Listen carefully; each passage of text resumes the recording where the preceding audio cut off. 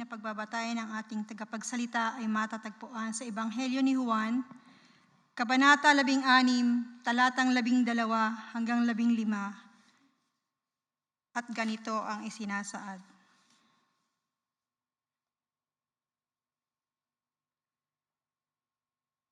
Marami pa akong sasabihin sa inyo, ngunit hindi pa ninyo kayang unawain ngayon.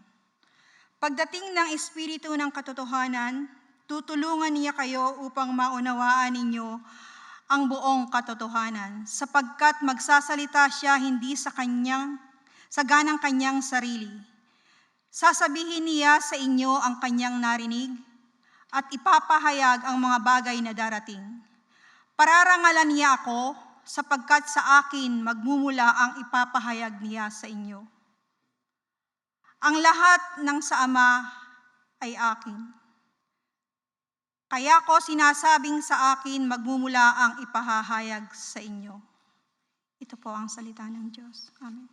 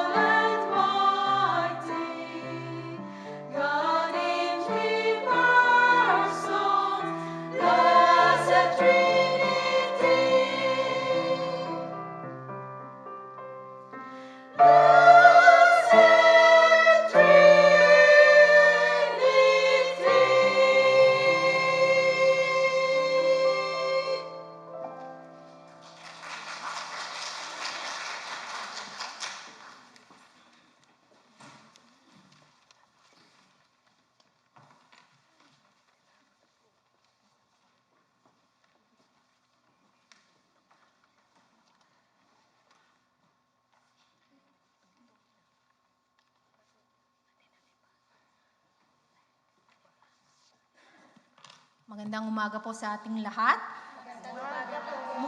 Mukhang wala namang tatay. Happy Father's Day sa ating lahat, sa mga tumatayong tatay, kasi wala namang tayong makitang mga tatay sa umagang ito. Sino mga tumatayong tatay sa ating lahat? Nandito, yan, mga OFW na tumatayong mga tatay, nanay ng ating mga anak pamilya sa Pilipinas. At purihin ang Panginoon dahil nung last year, naitaon na naman na Father's Day, ako'y pinag-sermon. So, paborito yata ng Panginoon every Father's Day. Nagkataon lamang na pa sa pagperma ng rota ay natataon sa Father's Day.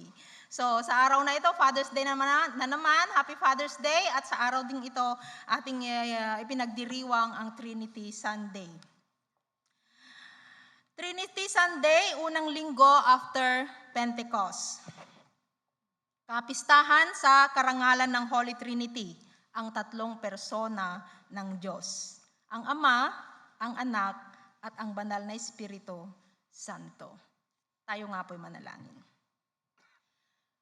Dakilang Diyos, muli Panginoon, amin pong itinataas ang iyong pangalan, Panginoon, sa umagang ito. Ika'y amin pong dinadakila, Panginoon, sa oras na ito. Hinihiling po namin, Panginoon, sa pamamagitan ng iyong banal na Espiritu, kayo po, Panginoon, ang manguna sa amin pong gagawin. Sa oras na ito, Panginoon, higit sa iyong anak na gagamitin na magpapahayag ng iyong mensahe. Hinihiling ko, Panginoon, ang makalangit na karunungan at patnubay ng banal na Espiritu upang akin pong ma-deliver ang iyong mensahe, Panginoon, ang naayon po sa inyong kalooban. Salamat, O Diyos, sa karunungan na nagbumula po sa inyo, kapuspusan ng banal na Espiritu, maging sa bawat isa na makikinig nito, Panginoon. Lord, buksan mo ang bawat pandinig, espiritual na pandinig at pangunawa, Panginoon, upang higit na maunawaan kung ano po, O Diyos, ang nais niyo pong ipabatid sa aming pong kalagitnaan. Salamat, Holy Spirit, na kayo po ang may taas, may tanghal sa pagbabahagi kong ito. Sa tanging pangalan ng aming Panginoong Yesus. Amen. Ang Ama na siyang lumikha ng lahat, our Creator. Ang Anak as our Savior, our Redeemer. The Holy Spirit as our Comforter, our Sustainer. Last week, bago ko gawin ang mensaheng ito, ang sama ng loob ko sa amo kong lalaki. Palibhasa, di siya gaanong marunong sa English. Sa bahay, ang English po namin, Baroque English. Pareho kami, hindi gaano sa English. So iba yung pagka-English niya sa gusto niya, kaya di ko nasunod yung gusto niya. Nakarinig ako tuloy ng stupid at nabulyawan niya ako dahil hindi ko naunawahan yung kanyang gustong sabihin. Iba yung kanyang binibigkas, iba pala yung kanyang gusto. Umiyak ako. Parang umakyat sa ulo ko yung dugo ko. Parang mahihimatay ako sa pagkapahiya ko nung binulyawan niya ako. Hindi ako umimik. Kinaumagahan, hindi rin ako umimik. Walang good morning, walang good night. Napahiya ako. So walang imikan sa bahay. Nangusap ang Holy Spirit. Panginoon, pakalmahin mo na yung aking emosyon. Malayain mo na ako, Panginoon, yung nararamdaman ko sa aking amo. Kasi lumalabas na sa aking mukha yung hindi ko na pag-iimik sa kanila. Lumalabas na rin sa aking mukha na hindi masaya. Umalis sila, pumasok sila sa trabaho at ako'y nanalangin, Lord, palayain mo ako sa aking emosyon. Yung galit ko kay sir ko, palayain mo ako. Dumating sila sa hapon, kinausap ako ng mom ko, sabi niya, Emmy, I know you upset la kasi ang English namin sa bahay, Baroque English. Emmy, I know you upset la, you know, aser la, every time also angry to me la. Baroque English. Every time angry to me la, don't angry face la, sabi niya. Nandun pa rin yung parang pagkapahiya ko. Pag inaalo-alo ako, parang lalo akong naiiyak. Lalo akong naiiyak yung pag-alo-alo niya sa akin. I'm upset, ma.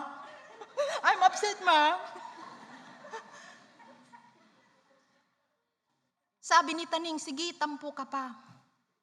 Huwag kang umimik. Hindi ko pa rin iniimik yung aking amo.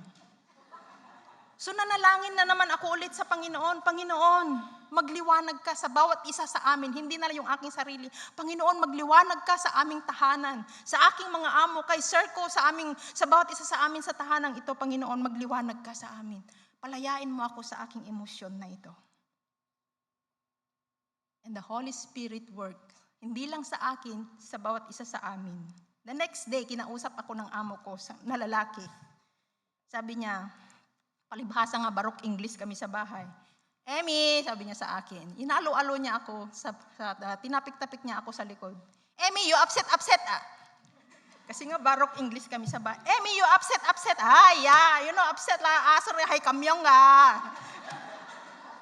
Talking so loud no, happy la, sabi niya sa akin. Kasi nga Barok English lang kami sa bahay. Happy la, we are family, ma. Pagkasabi pa lang niya yon, para na akong nahimasmasan. Yung sama ng loob ko, tinanggal na rin ng Panginoon, ng Holy Spirit. And the Holy Spirit works sa aming kalagitnaan ng aking mga amo. Doon nag-the-end yung aking emosyon. Minsan o kadalasan, nananalangin ako, sabi ko sa Diyos, Lord, yung maging amo, kasi yung tampo ko minsan, lilipat na ako ng amo, magpapalit na ako ng amo, hindi na ako magre-recontract. Yun ang naghahari. Minsan, kadalasan nga, nananalangin ako, sabi ko, o Diyos, sa Diyos, Lord, yung maging amo ko nawa mas mabait na. Hindi na hot-tempered tulad ni Sir ko. Kasi laging ganoon. Praise God, dahil natapos ko na ang 3 kontrata. Matatapos ko na ang 3 kontrata.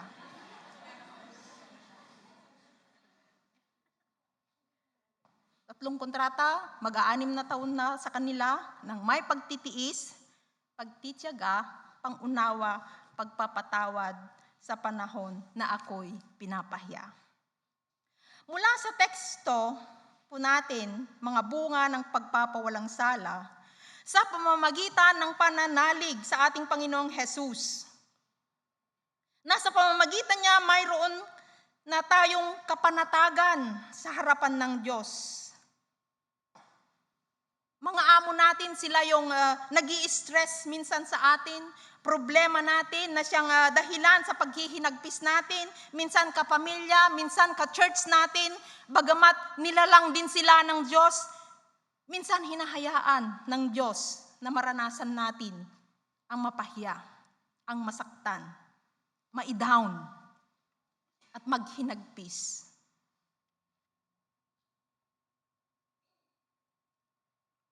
Sabi niya sa verse 3 and 4, bukod dito nagagalak tayo sa ating pagbabata, sapagkat alam nating ito'y nagbubunga ng pagtitiyaga at ang pagtitiyaga ay nagbubunga ng katatagan. At ang katatagan ay nagbubunga ng pag-asa. Nagbubunga ng pag-asa. Noong bata ako, dahil Father's Day ngayon, may kwento ko lang ang aking ama. Dahil sa kanya ko naman na ang pananampalatayang ito. Bata pa lang ako noon, lagi ko nang naririnig ang salitang may pag-asa. Na bukang bibig ng aking ama. Manang ngaasi ni Apo Diyos. Sabi niya sa Ilocano, may habag ang Diyos. Speaking of pag-asa, kasi nga yung pag-asa, kaakibat ng pananalig sa ating Diyos. Yung miracle na pagkilos ng ating Diyos. Sa murang edad ko, naranasan, nakikita ko na yung pananampalataya ng aking ama na siyang nakalakihan ko. At ito ngayon ang dala-dala ko ngayon na tagapagbahagi ng salita ng Diyos. Na kahit alam ko na Panginoon, parang hindi ko kaya ang magtumayo sa harapan upang ipahayag ang iyong salita. Hindi naman ako nagpastor. Hindi naman ako nagdiakonesa. Sa totoo nga lang po, baka kayo mas mataas pa ngayong edukasyon na narating. Sa totoo lang po, grade 6 lang ang aking narating na edukasyon. Pero sa pananampalataya, pananalig, ang Diyos malaki ang magagawa. Tulad ng isang testimony nung sabi ng aking ama, manangaasi ni Apo Diyos. Isang panahon ng ano yan tawag doon? Mag-o-open na yung bukirin.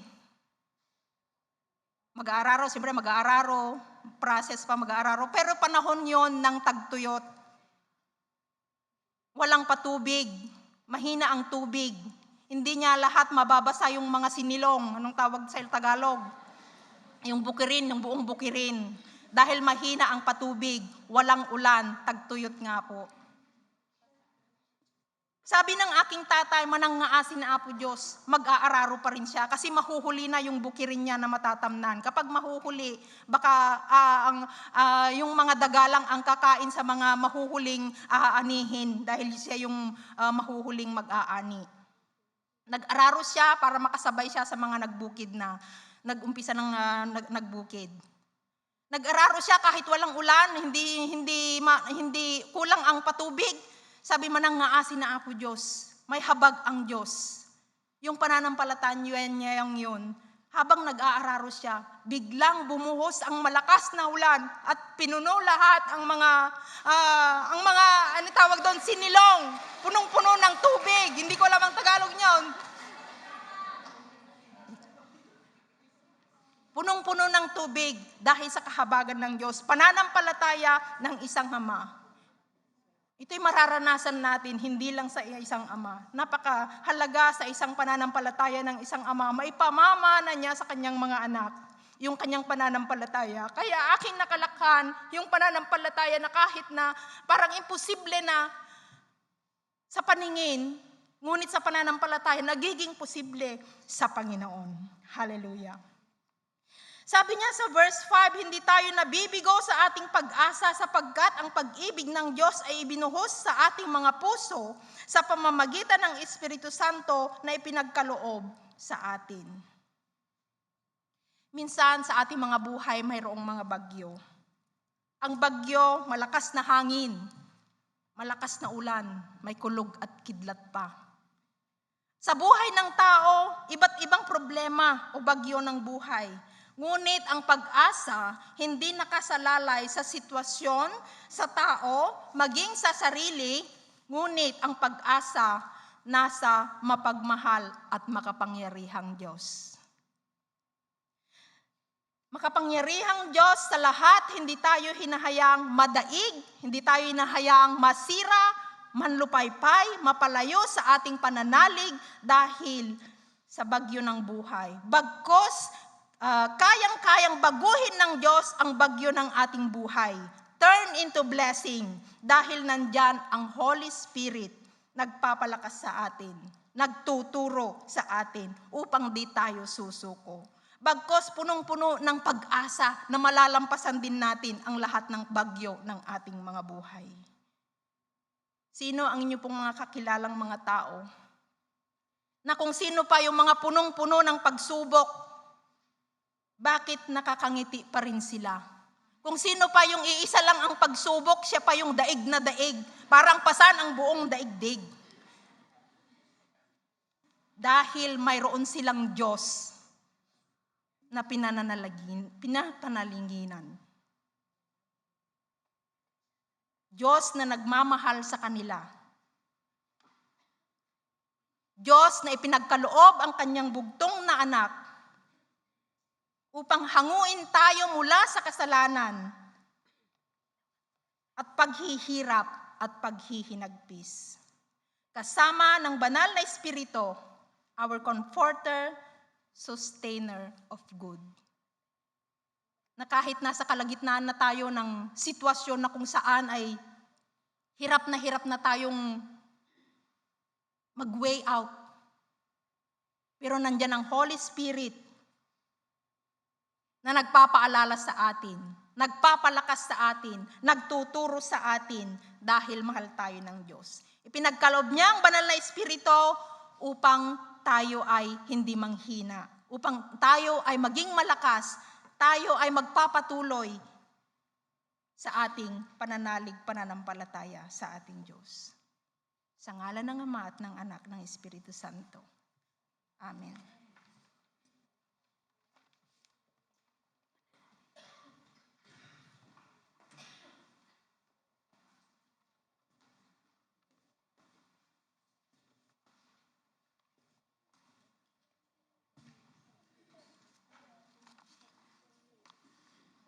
Dalhin ninyo ng buong buo ang inyong mga ikasampung bahagi sa tahanan ng Diyos upang matugunan ang mga pangailangan sa aking tahanan. Subukin ninyo ako sa bagay na ito, kung hindi, kubuksan ang mga bintana ng langit at ibuhos sa inyo ang masaganang pagpapala.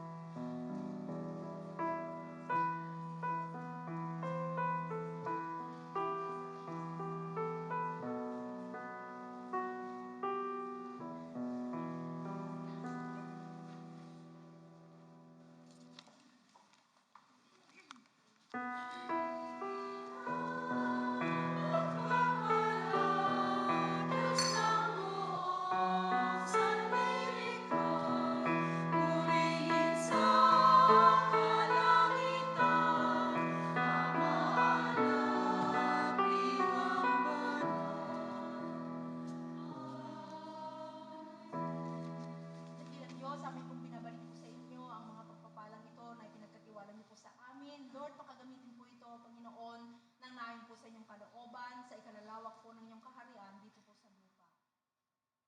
Amen.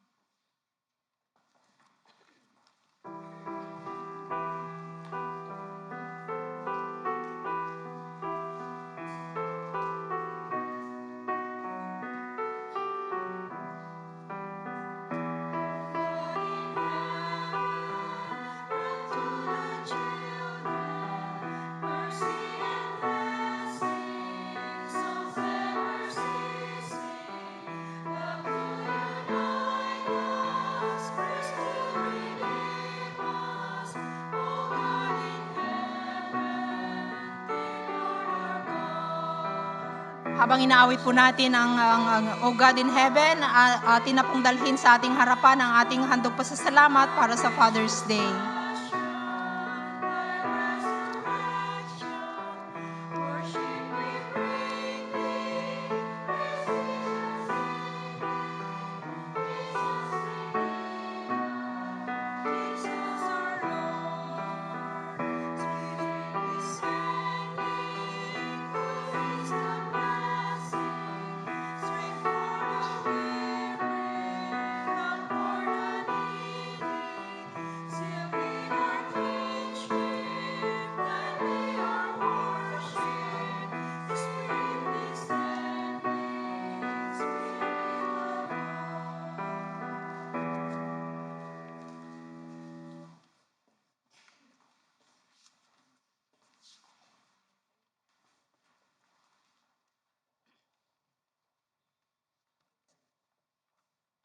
Tayo po'y manalangin.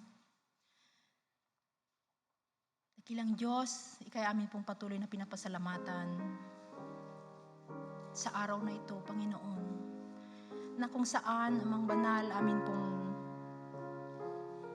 ipinagdiriwang ang araw ng mga tatay, na bagamat wala man kami mga kasamang mga tatay sa oras na ito, sa aming kalagitnaan, sa pananambahang ito, Panginoon, amin silang itinataas po sa inyo, Panginoon, pagpalain po ang lahat ng mga tatay.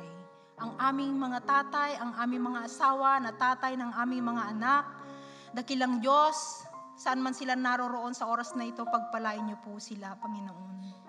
Dalangin po namin, Panginoon, na higit pa po ninyo, Panginoon, napakalalimin ng kanilang pananalig po sa inyo, pagtitiwala po sa inyo, Panginoon, upang patuloy ng kanilang mga buhay, maging good example po sa amin bilang kanilang mga anak, maging ang aming mga asawa para sa aming mga anak, Panginoon.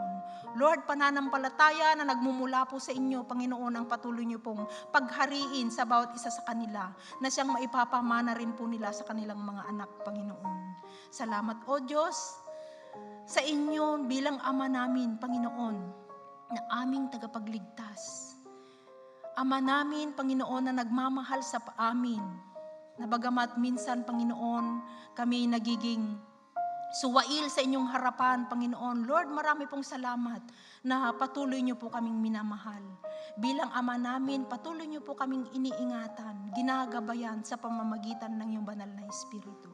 Patuloy nga po, Diyos, na mangusap po kayo sa amin bilang Ama namin, Panginoon. Hayaan niyo po, Diyos, na ang buhay po namin maging karangal-rangal sa inyo, kalugod-lugod po sa inyo, maibalik po sa inyo kapurihan, karangalan, Panginoon, sa malayang pagkilos niyo po sa aming mga buhay, ang buhay namin, Panginoon, ay kayo ang maitanghal.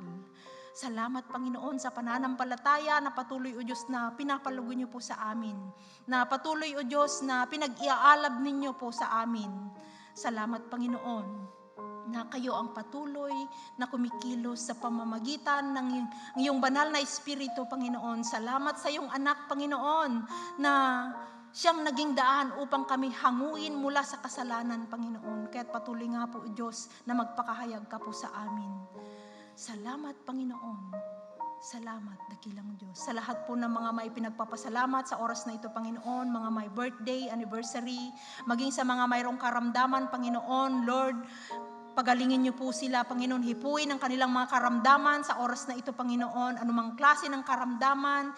Lord, ang bawat isa na narito, maging mga kapamilya, kakilala, Panginoon, saan man sila naroroon sa oras na ito. Salamat, O Diyos, sa kagalingan na nagmumula po sa inyo, igagawad mo, Panginoon. Salamat din, O Diyos, sa pag-comfort mo sa mga napipighatian, Panginoon. Salamat, O Diyos, na i-comfort mo po sila, hayaan mo ng iyong banal na Espiritu, patuloy na kumilos po sa kanila, Panginoon. Salamat din, O Diyos, na patuloy ng pag-ibig mo, patuloy na nagdiliwanag po sa aming mga buhay, Panginoon. Ito po ang aming samot panalangin sa matamis na pangalan ng aming Panginoong Jesus. Amen.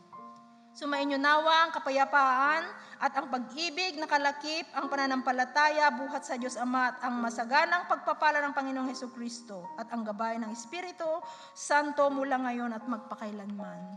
Amen.